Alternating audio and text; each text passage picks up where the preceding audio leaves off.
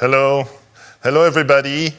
I'm very happy to be here in Paris with our Canadian friends that are live from Vancouver and Toronto and Ottawa. I'm here with Roman, who is also Canadian, who lives in France. And I'm very happy to have this opportunity to thank everyone and also to apologize for the delay because we experienced some connection issues. But you have to know that we are really in live. Our friends are in Canada, and we decided to take that risk because we wanted to have this conversation all together about the fantastic opportunities for the French ecosystem and the Canadian ecosystem to work together on new technologies. We do this with the help and support of the Alliance Française, also with the French embassy, and it's a common and joint effort we are managing all together to connect the two parts of this world, the eastern part of the French and the western part of Canada. And I would like to welcome different friends and guests that will help us to understand what's happening and put all this effort in context. So we will have Charlotte Montel and then Gerri SINCLAIR joining us directly from Vancouver. Please welcome Miss Charlotte Montel, live from Ottawa. Good evening for people in Paris, and good afternoon for colleagues on the east coast of Canada, and good morning to friends in Vancouver. The Embassy of France in Canada and its Service de Coopération et d'Action Culturelle that I lead are dearly attached to the innovative industries and the immersive realities. And therefore, I'm very pleased and proud to open these meetings today. Thank you for the invitation and for the organization. As you may know, it is with the support and leadership of President Macron himself, who has made it a structuring objective of his term, and thanks to his ambitious France 2030 plan, that we are working on the development of cultural and creative industries. Also under his leadership, in 2019, France organized the États généraux, so like a big debate on cultural and creative industries to delve into the subject and to boost the French sector. The global context of the COVID-19 pandemic and environmental issues have questioned and accelerated the development of digital media and the necessity of new and hybrid spaces. From a creative point of view, we are proud of the French successes of immersive experiences within the performing arts, and we can give the brilliant example of Blanca Lee's Le Bal de Paris, which won last year the Lion for Best VR Experience at the Venice Film Festival. This commitment is for us particularly important and even more a priority in our cooperation with Canada, and especially with Western Canada, a reference territory for innovation, high technology, and audiovisual and digital experimentation. In this sense, over the past couple of years, with our cultural office at the Consulate General of France and the Alliance Française in Vancouver, que je salue, in partnership with local institutions, we have launched several programs dedicated to immersive realities. For example, and it is the most important example, or the first example, let's say, Espace V, Espace V, the first multi-user metaverse platform of our international network, the whole French network in the world, was launched in 2021 by the Alliance Française in Vancouver to host VR, 2D arts and video content in a virtual Alliance Française of the future space.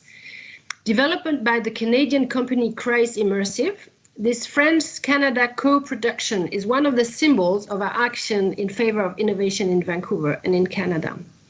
Furthermore, we organize annual exhibitions dedicated to immersive realities under the name V Unframed, and a very recent residency program with the Center for Digital Media, CDM, in Vancouver, with the coming of the artist Romain Lalire last September.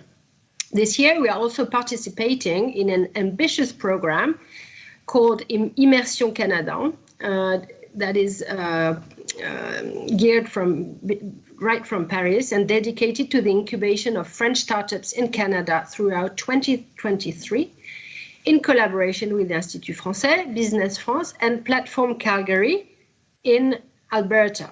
The call for participation will close in 2 weeks on December the 1st, and I will give a link for registration. We are really live. Sorry for this. Sorry. As you can see, our ambitions are high, and we can only rejoice over this wonderful collective adventure that is happening in BC, because that is of BC what that we are talking about, and in Canada as a whole. And it's also a way for all our Canadian friends to show and to know that things are also happening outside of Montreal. So that's very important for us. And we are very, very attached to the good collaboration we have with the West Coast, in particular British Columbia. So just to conclude, I would like to thank, of course, all the organizers of this XR Industry Day. Kif, of course, thank you to all of you. The Alliance Française de Vancouver, Damien, Fanny, Surzur, the colleagues of the French Embassy, and especially I have a word to Alexandre Coll, who was one of the first to work on this issue and had to leave Vancouver. And I don't know, Alexandre, if you hear us, but thank you for all that you've done. And all the participants of the following conversations today. And special thanks to Gerri SINCLAIR. We are very honored that you are participating in this opening of the discussion, and I wish you all very fruitful exchanges today. Thank you very much. Thank you, Charlotte. It's extremely important to have you, and I want to thank you again for your support and for all the team effort. As we are running late, I think we go directly to the discussion with Gerri SINCLAIR. How are you, Gerri? I'm very good, and je m'excuse for being... No worries. I think we are very honored to have you. So we go directly to your presentation. As the BC Innovation Commissioner, what is your vision about what's happening on this immersive space? Well, for me, it's very exciting. Do we have my slides by any chance? Yes, I do. Okay, I'm very excited to be here, and I want to thank you all for holding this tremendous collaboration. And yes, you're right. Even though sometimes the technology causes problems, the very fact that we can do it is still magic, and that I'm really glad that we persisted. So I'm the BC Innovation Commissioner, and my role here in the province is to build a very strong, robust innovation ecosystem within the province, and the immersive technologies are very much part of it. Can you hear me? Is everything okay? Yeah, we can hear you. Okay. And I don't know where my slides are, so I'll just keep talking. Is that right? Experiencing an issue with the presentation. Yeah. Okay. There it is. Here's the presentation. Okay. So there you see me. I am just about to get into the 60,000-pound hydrogen truck. A lot of my work is focused on clean technologies and working in terms of innovation in the province and in Canada to actually help us fight climate change. So I thought I would start off with an image to show you one of my very most fun days was when I drove this big truck. Okay, next slide, please. And you can jump over the next two slides because I'm going to go to the Center for Digital Media slide, which is slide number 4. Can you move those forward? Wait. Yes. Okay. So the history of innovation in immersive technologies is long in the city of Vancouver. 2 more slides. And I was lucky enough to be the founder of the Center for Digital Media in Vancouver in 2007, a master's degree program focusing on new digital media technologies. And so we opened in 2007. I was already very interested in the virtual world, and as a matter of fact, and Yangos, who's going to be talking later, he was a student. Every student who appeared on the very first day of classes in September of 2007 had to bring an avatar. So we were way ahead of the curve, and there was a course called Building Virtual Worlds, and that was back 15 years ago. Next slide. So because we were a brand new center, I decided that we better also have a virtual presence. So this is the actual. I found my old slides from the CDM back from 2007. So you were already in Second Life. We were in Second Life in 2007. We created a building, our virtual CDM in 2007, and we held events and we recruited future students there. Next slide. The premier of the province came in November to actually open the Center for Digital Media, both in real life and in virtual life, in Second Life, and that's him on my far left.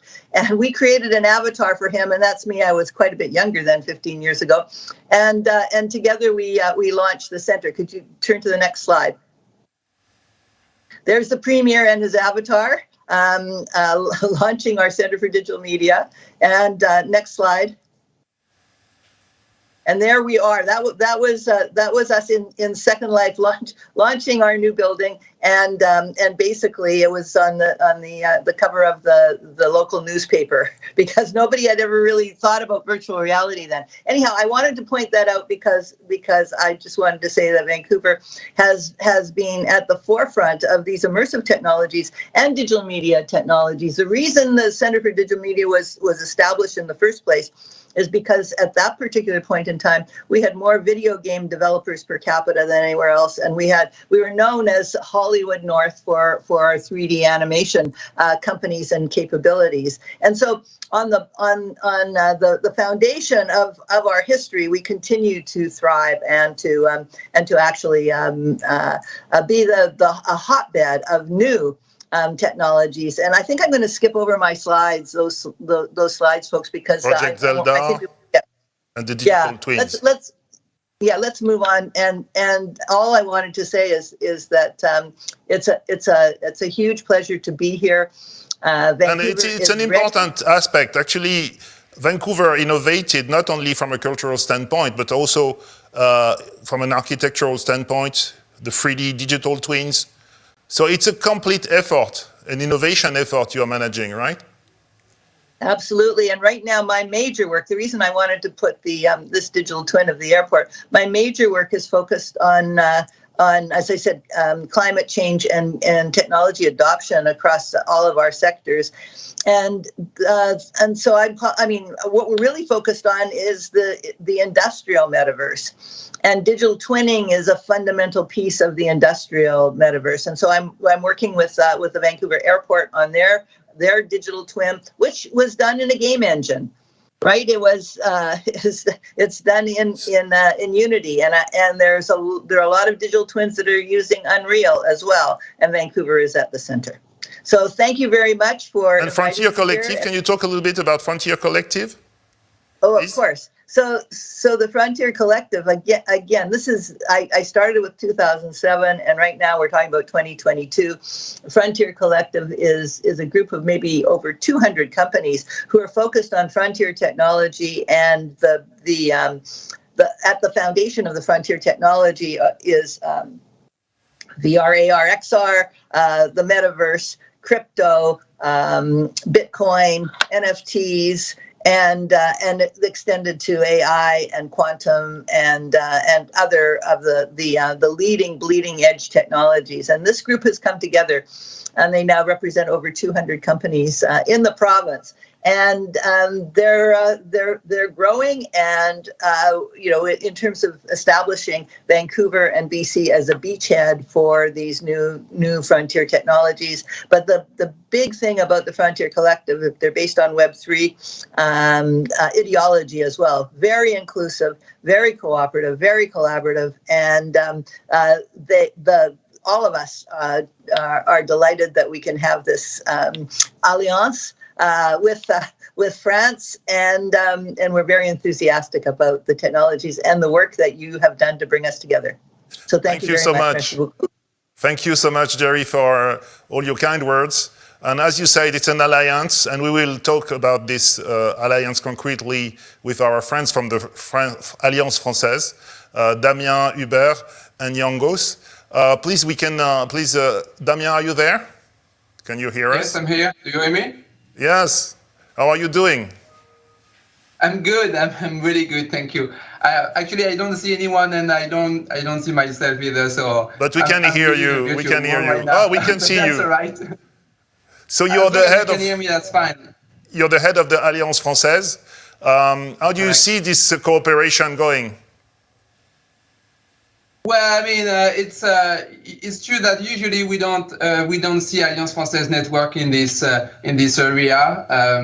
We are more known for education, promoting French language and cultural diversity and different francophone cultures. But the whole thing is, Alliance Française is a non-for-profit organization. So we are local organization. We have a huge international network, but we are all independent. So every center, every Alliance Française is locally, independent, and we are working with partners. So in 2019, for our 115 years anniversary, we decided to, even if we were kind of an old institution in a city as whole as Vancouver almost, we decided to invest in innovation and technology, and with partner. I mean, we were already in contact with artists in digital arts, partners, local partners such as the Center for Digital Media and the Medica University in Design. And we decided to connect with, we have a connection with Laval Virtual in France. So Laval Virtual is a big festival in virtual reality. So we decided to create a partnership and to do the first art and VR exhibition. So this is called, it's the famous V-Space that you invented with... No, actually, Espace V, V-Space is a VR platform. unframed. In 2019, that was Recto VR So. So we had during 2 years, 2019 and 2020, Recto Verso, so the VR and art and VR exhibition that was launched in Vancouver. That was the first VR exhibition in VR in Vancouver. The international. Do we have a presentation or a clip to share? Yeah. Please.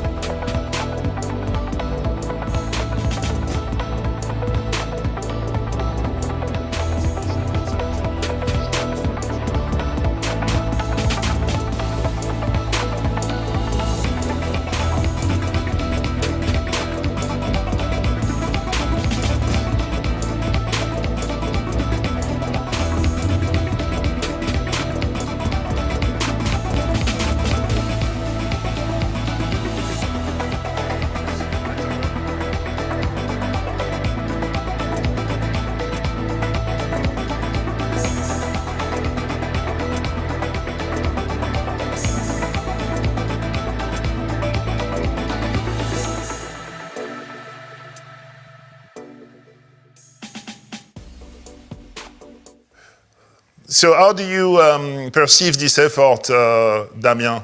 Is it a success? Yeah, of course it is a success because we are the 4 years now. I mean, I don't know if you see the slides, but We have now 4 different events, and it was already a success because we see ourselves as trying to bring accessibility for the VR things. I mean, the Espace V, the platform we created, we launched in 2021 with Kreis, and Yangos will talk about it a little bit in the technicality. But the idea was really to bring VR world in the general public, and we talk about Metaverse, we talk about many things, but for most of the people that never wear any headset in their life, it's something that it's really it's still a bit blurry. So that was really important for us to bring this to the general public and make sure we created the accessibility of this. And now Espace V is at another level because we want to use that tool to make sure we create that world, that multi-space experience where people can be access to this from everywhere in the world and share a moment in this virtual platform to share cultural content. So it could be 2D, it could be 3D, it could be 360 movies. And really the idea is to create a moment, same as we can have in the physical world, but in a virtual platform and get in contact with artists.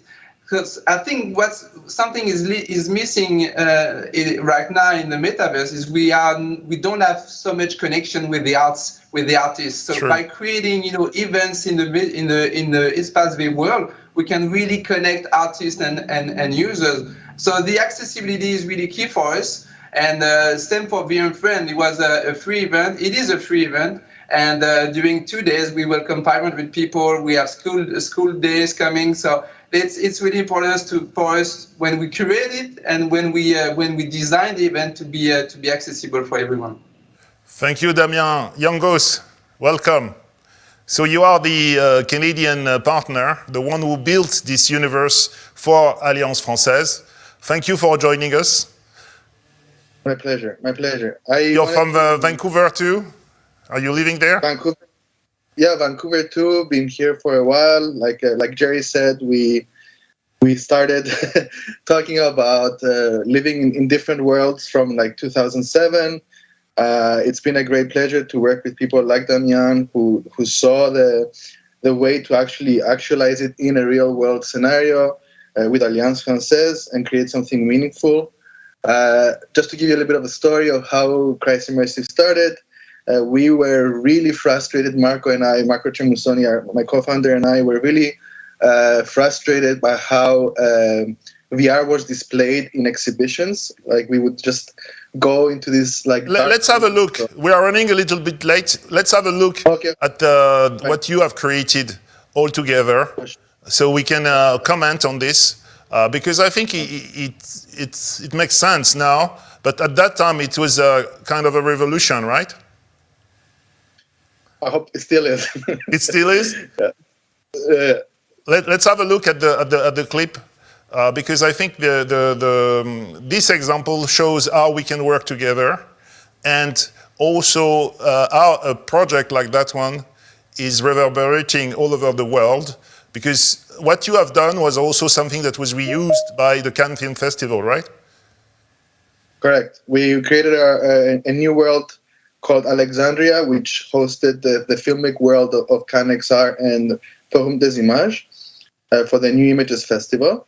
And it is a space to go and consume culture and what we like to call the new generation of content. Let's have a look. Est-ce qu'on peut envoyer la vidéo, s'il vous plaît, please?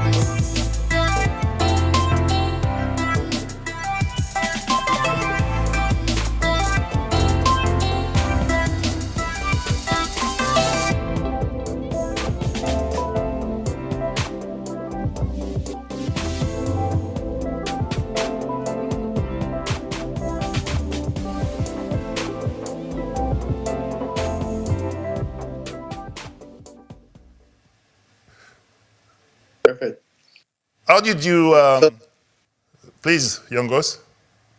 No, I was going to say, I was going to explain a little bit the platform that we created, because we were always trying to create proper access to people who haven't seen VR, and it's still in 2022 now. We still meet people who wear like a VR headset for the first time. So it's important to design not only the physical spaces, but especially like platform like ours in a way that allow and sort of are created to host first-time VR users. So it's very important to design spaces that are beautiful, but at the same time are very simple to use. And especially when you have beautiful movies that you want to show, we made everything quite accessible. For example, we use only one trigger to navigate throughout the space and show content. Thank you. The collaboration. Yeah, please come on. The collaboration. Right.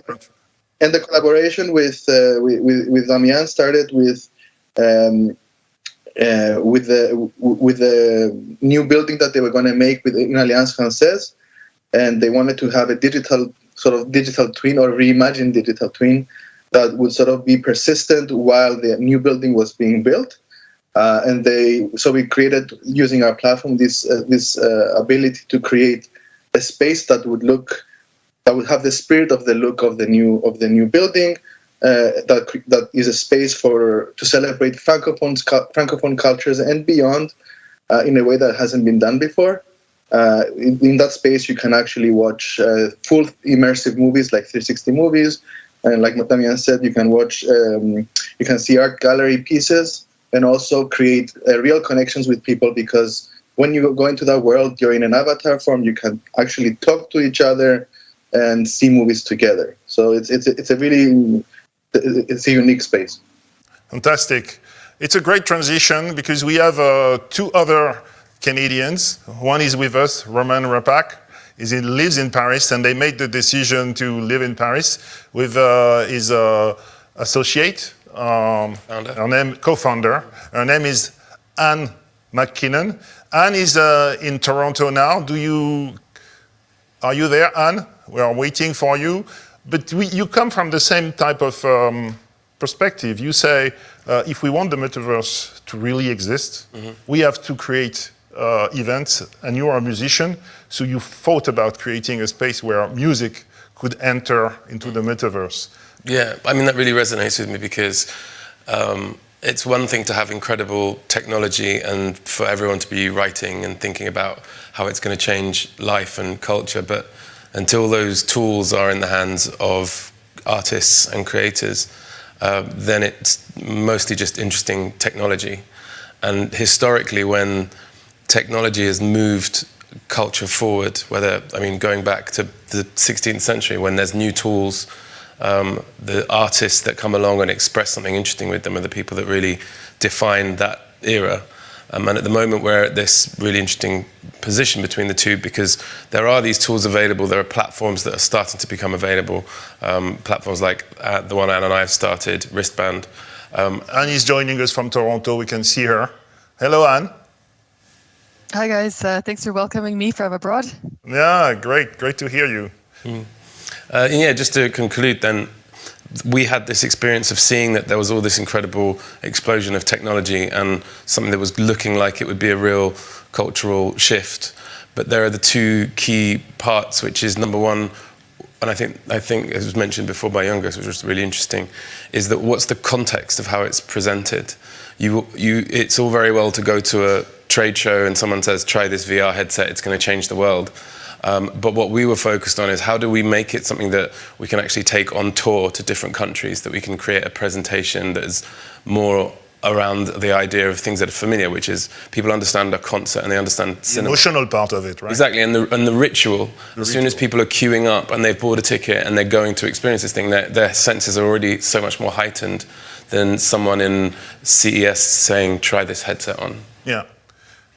Anne, do you share the same vision? Yeah, absolutely. I mean, why do we spend time online and how do we define a game? It's because people want to play to have fun. And I think that's really what we need to think about when we are designing metaverse experiences. I hope I'm not repeating anything because I just jumped in to the conversation, but I think a lot of times when we go into virtual worlds right now, they are empty. There's nothing to do. There's no sense of experience, and people have been playing games, for 40 years, exploring virtual worlds for 40 years, so it's nothing new. But it's definitely, we're learning about what is the format that works to bring live events into these new spaces online. Let's have a look at what Ristband is. There's a good presentation that you have managed. You have also produced a short explanation of your vision that is available. We shared already at the KIF. Right. But I think we have to look and think about what it is to go to a concert, but also to be in mixed reality into a virtual space. Yeah, I mean, that's the point of this technology, is it's questioning where the real and the virtual connect. It's not just about disappearing into a virtual world, I think. Please. Well, while they're finding the video, Wristband. while they're finding the video, we can explain that part of the reason for us exploring it in that way is because there's potentially millions and millions of artists around the world who are looking at different ways that they can express their music and take their music on tour. And so presenting a bridge for that technology is the crucial. Let's have a look at, because I hear the music, but I don't see the clip.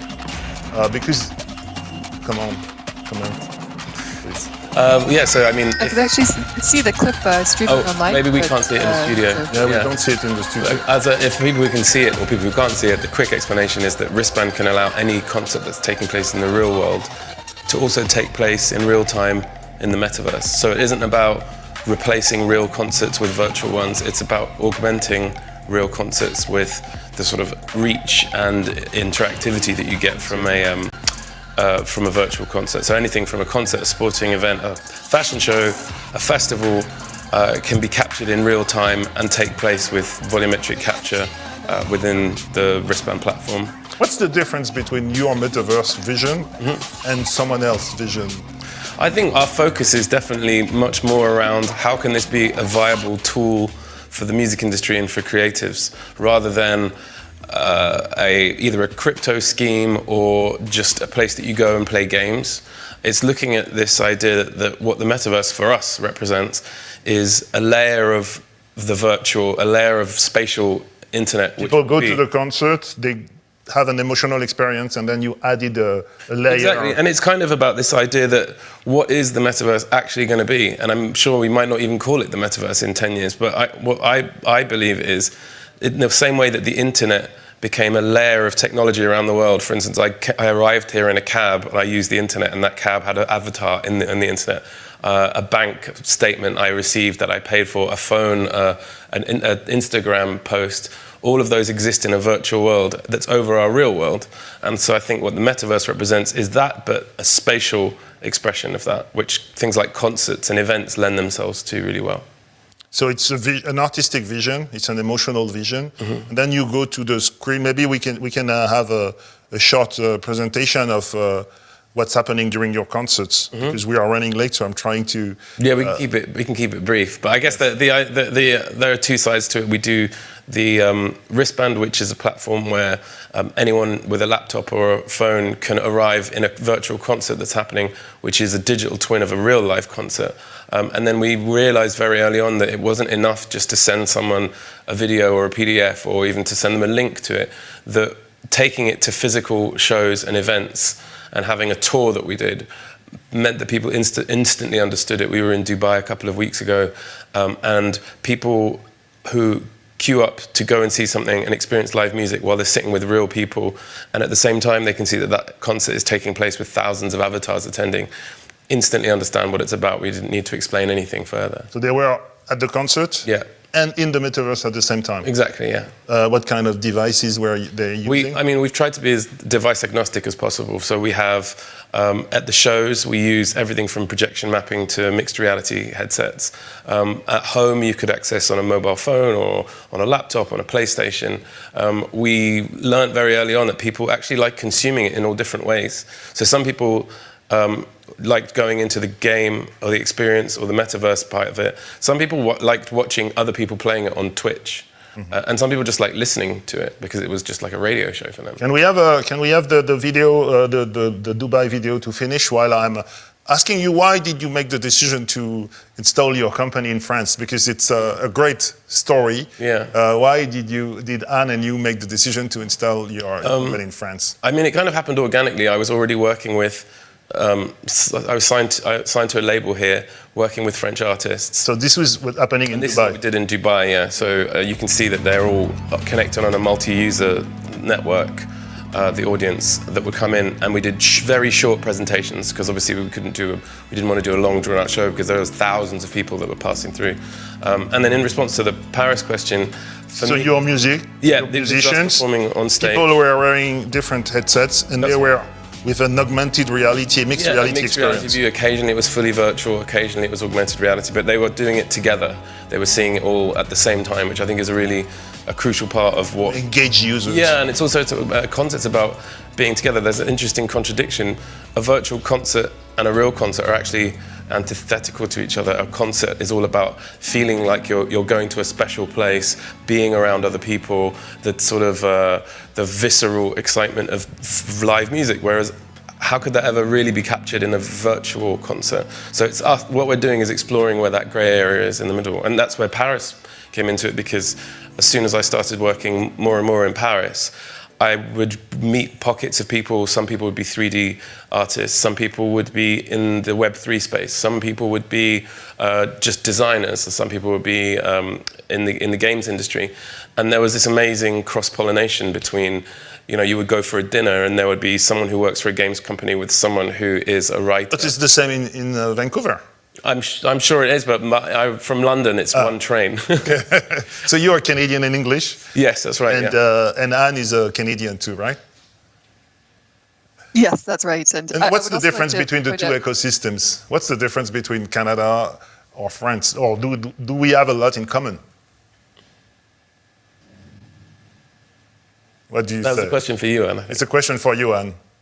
Oh, sorry. I can only see a picture of myself, which is actually it's very strange. So maybe Roman, do you want to just take this? Well, I can lead you into it, because at the moment we're part of a blockchain accelerator in Canada. Okay. And working with lots of Canadian technologists and people in the Web3 space. And at the same time, we're in Paris working with development teams here. And I think there's a huge link between the two, this idea of, and I guess it's the theme of what we've been talking about, right? It's about where does art and technology, how do they interlink, and how can you make something meaningful with new technology, but also how can you keep innovating with that technology to provide the tools for those artists. So I think that there's that sort of melting pot idea is what I feel between the kind of... Yangos, is it exactly the same in Vancouver? Do you hear me? I would say so. I would say so. I would say so, and I think that's why we jive a lot with the French ecosystem as well, because I think it's quite similar in the way that the community doesn't even seem antagonistic. It feels that wherever you go in an XR meetup, everybody understands that we're all in the same boat. We're all trying to sort of promote the next generation of things, and it just feels that everybody's trying to reach a common goal where we all inspire people to be part of this new wave. Do you feel that we are actually in the same wave? Yeah, if we live in different countries. Yeah, I kind of you feel it when you go to events in different countries, which we've been quite fortunate. Anne and I have been able to go to easily about 20 different countries, where some of them are VR meetups, some of them are art focused, some of them are music focused, and there is definitely in the connection with Canada and France is this idea that you have people coming together, working with these different things. They're not as cliquey as you would imagine. When you go to the music event, you see the technology people and the having conversations about music, and the people in the fashion world are talking about ideas of how fashion is going to exist in the metaverse. And I think that, you know, Paris has got that history of being a sort of a art hub and a music hub and a cultural hub. And technology hub somewhere. And the idea of pushing boundaries is definitely something that I feel is a connection with how Canada operates in Vancouver. Thank you all. Thank you so much. Thanks for having me. You've been extremely clear. Thank you, Anne, for joining us from Toronto, and Yangos too, because it was a bit challenging because we are running late. But I think the basic idea, the great idea we all share is that we are creating in this new universe. We have a lot of things in common, and we can do things. The great experience I have about Ristband, and also the great experience I had about the space you created, Yangos, is that I can actually take my headset and move to Vancouver because of this beautiful object you have created. So thank you so much too. And it's also, to me, the proof that the whole discussion we are having around the connection between the two countries is really a very creative and fruitful one. So thank you all, and despite all the difficulties we experienced, but it was live, I think we share the great idea of this cooperation and a very productive, creative tech approach. Thank you so much. So we are late, so we need to move on to the second part of our discussions.